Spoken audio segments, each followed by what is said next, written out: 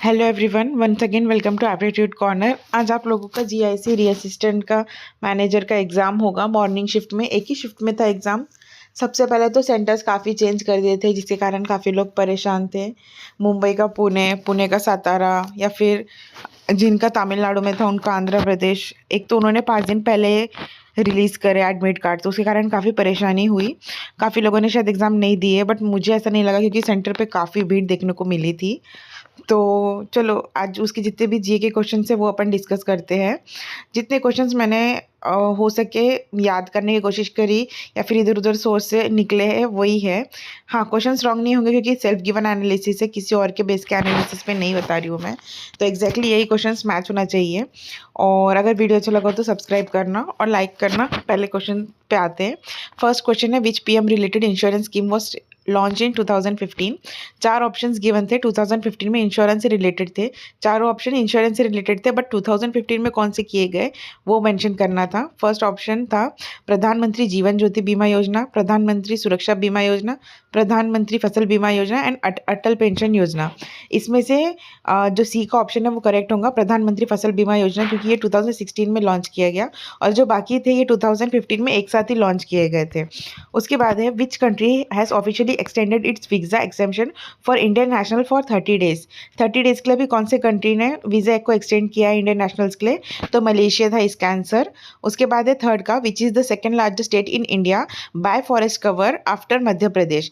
Forest cover और forest cover के साथ साथ अपने को प्लांटेशन समथिंग ऐसा भी कुछ था, बट दोनों में ऑप्शन क्वेश्चन अगर फॉरेस्ट कवर रहो या दूसरा भी रहो, लेकिन आंसर अरुणाचल प्रदेश होगा क्योंकि दोनों क्वेश्चंस में ऑप्शंस में टॉप मध्य प्रदेश ने किया है और सेकंड नंबर पे अरुणाचल प्रदेश है। उसके बाद नोबेल प्राइज़ से क्वेश्चन आया था। 2024 का नोबेल प्राइज़ किसे किसे दिया गया?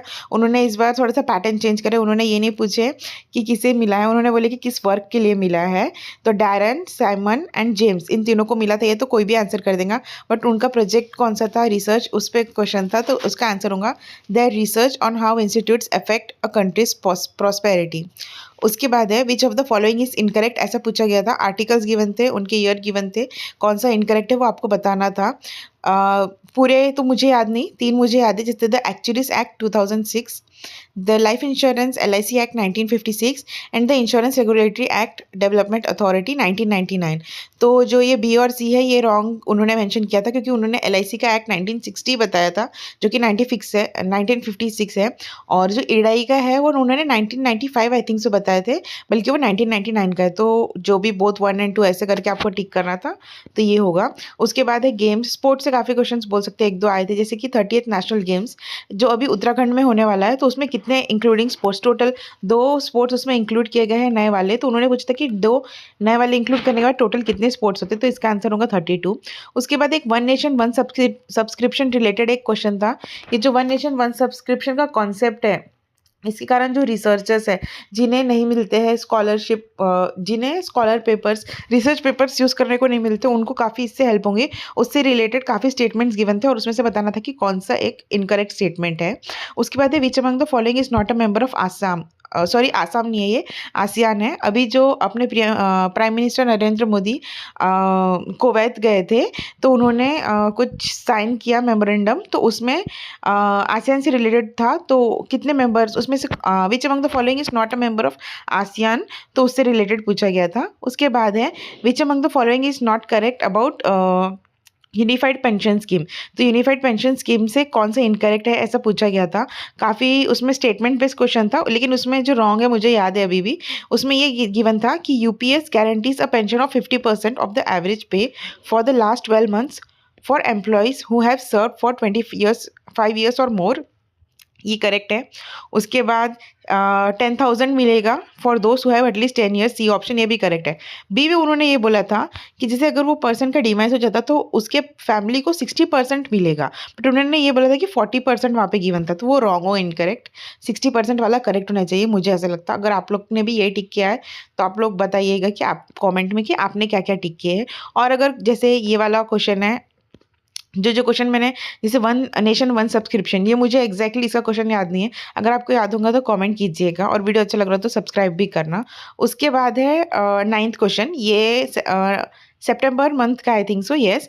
ये बैंकिंग से रिलेटेड उन्होंने पूछे, which is India's largest retail health insurer introduce the first insurance policy available in Braille, जो कि ब्लाइंड पीपल के लिए, उनके लिए किसने शुरू किया, कौन से इंश्योरेंस कंपनी है? तो star health and alliance allied insurance company, उससे एक क्वेश्चन था। उसके बाद है ओएनडीसी से एक क्वेश्चन आया था, the open network for digital commerce ONDC launch the which app in collaboration with Bhashini and AI driven language translation tool. तो भाषिनी के साथ कौन सा एक ऐप डाउनलोड मतलब लॉन्च किया गया? उसका आंसर होगा सारथी। वहाँ पे और भी बहुत सारे क्वेश्चन थे बट ऑप्शन थे, but Sarathi will be the correct answer.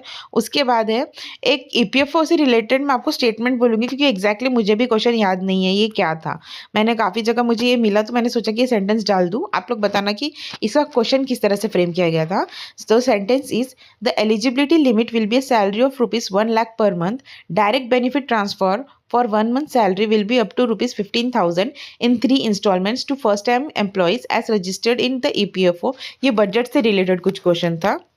उसके बाद है 12th question, the IRDAI mandates the insurance companies maintain a minimum solvency ratio of how much to reduce risk. तो डायरेक्ट उन्होंने डायरेक्ट क्वेश्चन था ये, minimum solvency ratio कितना है, अभी एडाई ने क्या सेट किया है? तो 1.5 आंसर है। उसके बाद एक जलवाहक रिलेटेड एक क्वेश्चन था, जो अभी रिसेंटली जलवाहक स्कीम न्यूज़ में थी। मुझे एग्जैक्टली इसका क्वेश्चन याद नहीं आ रहा है, क्योंकि वन गो में सारे क्वेश्चन दिखने थे, टाइम एक्स्ट्रा नहीं था बिकॉज कंबाइंड टाइमिंग था।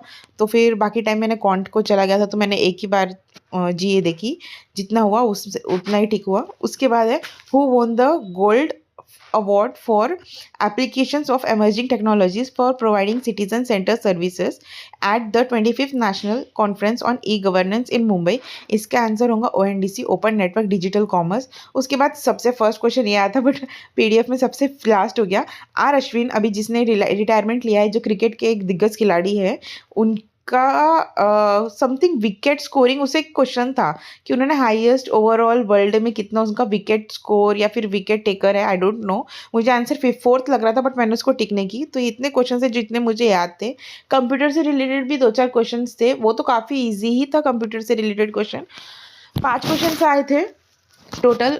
इनपुट डिवाइसेस से कुछ रिलेटेड था, कंट्रोल यूनिट सीपीयू से कुछ रिलेटेड था जहाँ तक मुझे याद आ रहा है, स्टोरेज से रिलेटेड था, उसमें आंसर उसका स्कैनर था क्योंकि वो कोई स्टोरेज रिलेटेड डिवाइसेस नहीं है। तो ऐसे इजी क्वेश्चन थे क्वांट के, बट ओवरऑल पेपर मेरे ख्याल से कुछ कुछ सेक्शंस मॉडरेट टू डिफिकल्ट गया, बाकी इजी थे। और जिनका पेपर अच्छा गया, मतलब आप लोग ने कितने अटेम्प्ट करे, do let me know in the comment box. और आप लोग का क्या स्कोर आने का आपको लगता है चांसेस, और वीडियो अच्छा लगा तो सब्सक्राइब और शेयर करना। Thank you, that's it for today, stay tuned with the channel.